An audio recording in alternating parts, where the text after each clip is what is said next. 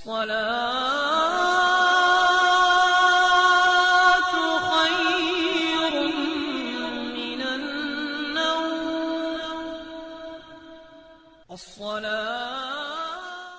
اعوذ باللہ من الشیطان الرجیم. بسم اللہ الرحمن الرحیم. شروع کرتا ہوں اللہ تعالیٰ کے ببرکت نام سے جو سارے جہانوں کا پالنے والا ہے. السلام علیکم ورحمۃ اللہ وبرکاتہ. میرے عزیز بھائیو بہنوں اور بچوں، یہ 10 دن اور 10 راتیں یہ قسمت اور مقدر کو بنانے کا موقع ہے.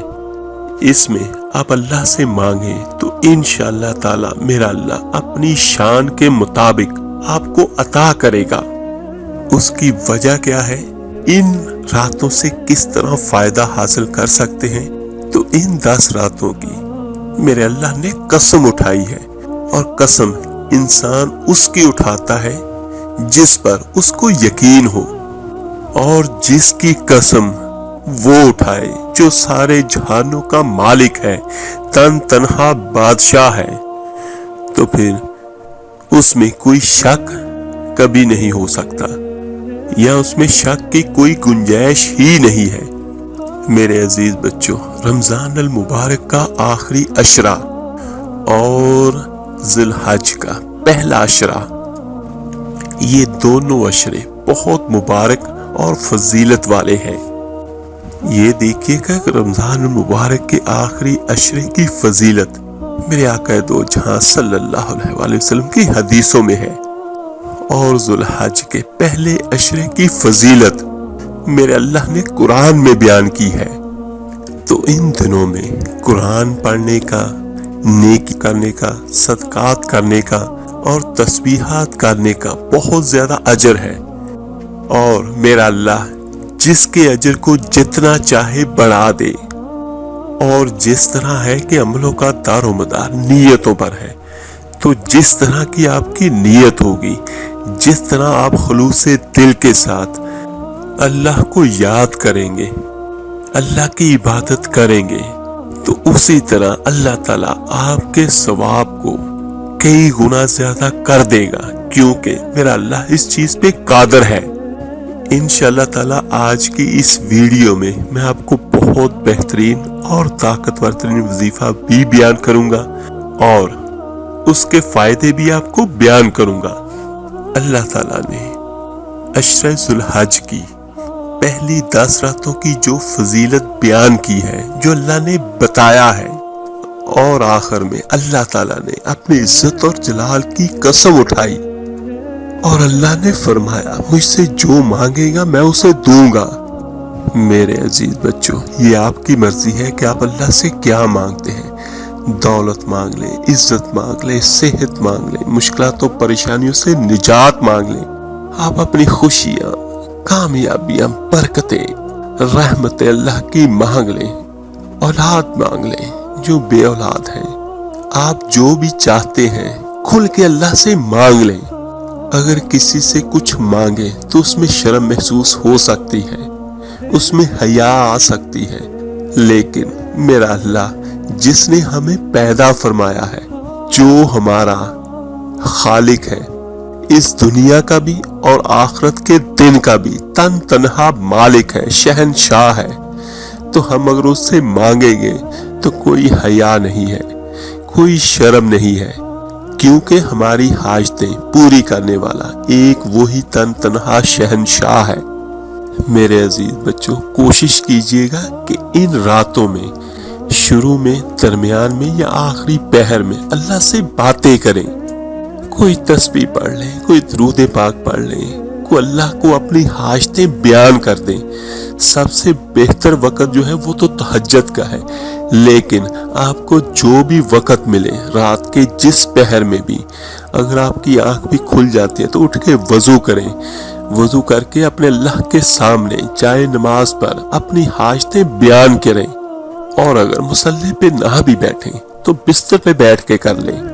بس یہ ہے کہ ان راتوں کے کچھ لمحات، کچھ پل اپنے اللہ کو ضرور دیں، اور اللہ کے بھرے ہوئے خزانوں سے ضرور کچھ حاصل کیجئے، اور اللہ کے خزانوں سے ضرور کچھ لینے والے بنے۔ یہ بہت بابرکت لمحات ہیں، یہ پورے سال کے بعد آتے ہیں، پتہ نہیں اگلی مرتبہ آئیں گے یا ہمیں نہیں آئیں گے۔ اگر اس رات کے کچھ لمحات اب اللہ کی یاد میں گزار لیں اور اللہ سے مانگ لیں تو میں اللہ کی رحمت کے بھروسے پر یہ کہتا ہوں، اگر آپ یہ راتیں اللہ کی یاد میں گزار دیں، اللہ سے مانگ لیں، تو پورے سال کی دعائیں، پورے سال کی عبادتیں اور پورے سال کی قربانیاں اور پورے سال کا نظام وہ ایک طرف، اور یہ 10 راتوں کی عبادت، اللہ کو منانا، اللہ سے اپنی خواہشات کو پورا کروانا، اللہ کی رحمتوں کو لوٹ لینا، یہ ایک طرف۔ پورے سال بھی آپ عمل ضرور کیجئے، لیکن ان 10 دنوں میں کثرت کے ساتھ کیجئے۔ تو جو میں آپ کو بیان کرنے لگا ہوں، اگر آپ یہ کر لیتے ہیں تو مجھے اللہ کی رحمت پہ پورا یقین ہے کہ جو آپ کی حاجت ہوگی وہ انشاءاللہ تعالی اللہ کے حکم سے ضرور پوری ہوگی، اور اس کو میں حدیث کے ساتھ آپ کو بیان بھی کروں گا۔ کوشش کیجئے کہ اگر روزانہ ایک وقت ہو، اگر نہ بھی ہو تو تب بھی آپ کو جب بھی وقت ملے رات کو تو ضرور یہ تسبیحات پڑھ لیں۔ آپ نے صرف ایک تسبیح پڑھنی ہے سورہ فاتحہ کی، اور اول آخر 11 مرتبہ یا 21 مرتبہ، اور اگر اللہ تعالیٰ توفیق دے تو ایک تسبیح اس کی بھی پڑھ لیں، درود ابراہیمی کی، اس کے بعد ایک تسبیح سورہ فاتحہ کی پڑھ لیں، اس کے بعد آخر میں پھر درود ابراہیمی کی تسبیح پڑھ لیں۔ میرے عزیزوں، سورہ فاتحہ کی اتنی فضیلت ہے، اس کی ایک حدیث مبارکہ میں آپ کے ساتھ شیئر کرتا ہوں کہ میرے آقا کریم دو جہاں صلی اللہ علیہ وآلہ وسلم نے فرمایا، سب سے افضل دعا سورہ فاتحہ ہے۔ تو جس کو میرے آقا کریم فرما دے کہ یہ سب سے اچھی دعا ہے تو اس میں بھی کوئی شک نہیں ہے۔ اور ان راتوں کے بارے میں اللہ نے قسم اٹھائی ہے، تو ان سے ہم فائدہ اس طرح اٹھا سکتے ہیں کہ ہم سورہ فاتحہ پڑھیں، اور اول آخر درود ابراہیمی کی ایک ایک تسبیح بھی لازمی کر لیں۔ اس کا فائدہ کیا ہوگا کہ درود اللہ کی رحمت کو لینے کا راستہ ہے، اور یہ دعا اپنی حاجتوں کو پورا کرنے کا ذریعہ ہے۔ اس کا ترجمہ بہت پیارا ہے، سب تعریفیں اللہ تعالیٰ کے لیے ہیں جو تمام جہانوں کا پالنے والا ہے، بڑا مہربان نہایت ہی رحم کرنے والا ہے، بدلے کے دن یعنی قیامت کے دن کا مالک ہے۔ اور اس میں ہم اللہ سے کیا کہتے ہیں کہ اے اللہ، ہم صرف تیری ہی عبادت کرتے ہیں اور تجھ سے ہی مدد مانگتے ہیں، ہمیں سیدھے راستے کی طرف رہنمائی فرما، ان لوگوں کا راستہ جن پر آپ نے انعام فرمایا، اور نہ ان کا راستہ جن پر غضب کیا گیا یعنی یہودی، اور نہ ان کا جو گمراہ ہوئے یعنی عیسائی۔ تو اس میں اللہ کی تعریف بھی ہے، الرحمن الرحیم بھی ہے، یہ بھی اسم اعظم ہے، اور اس میں سب سے بہترین ایاک نعبد و ایاک نستعین ہے، دعا ہے کہ اللہ سے ہم مدد مانگتے ہیں اور ہمیں سیدھے راستے کی طرف رہنمائی فرما۔ اور اللہ تعالیٰ نے اپنے انعام اپنے نیک بندوں پر عنایت فرمائے، تو ہم وہی راستہ چاہتے ہیں اللہ سے کہ جن پر چلتے ہوئے ہم اللہ کے انعام و کرام کے مستحق بن سکیں، نہ کہ ان کا جو گمراہ ہوئے اور جن کو دنیا میں اور آخرت میں ہمیشہ ہمیشہ کے لیے ذلت ہے۔ اور زیادہ بہتر یہ ہوگا کہ خوشبو کا استعمال کریں، نمازیں لازمی پڑھیں، صاف ستھرے کپڑے ہوں، پانی کا ایک گلاس ساتھ میں رکھ لیں۔ سورہ فاتحہ کو دعائے شفا بھی کہا جاتا ہے۔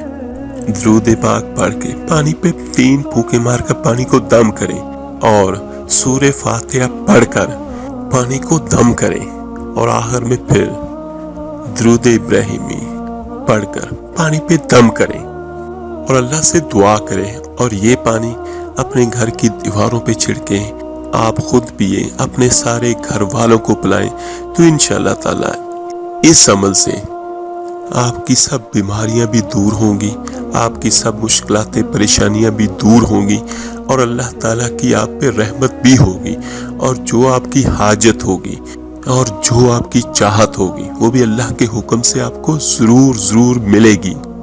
اور اس تسبیحات کو کوئی بہت زیادہ وقت نہیں لگے گا، اور آپ تصور کیجئے، آپ نے تصور کیا کرنا ہے، آپ کو یہ تصور سن کر ہی سکون ملے گا، کیونکہ ہم اور آپ کچھ نہیں جانتے، لیکن میرا اللہ سب جانتا ہے، کل کیا ہوا، آج کیا ہوا اور کل کیا ہونے والا ہے۔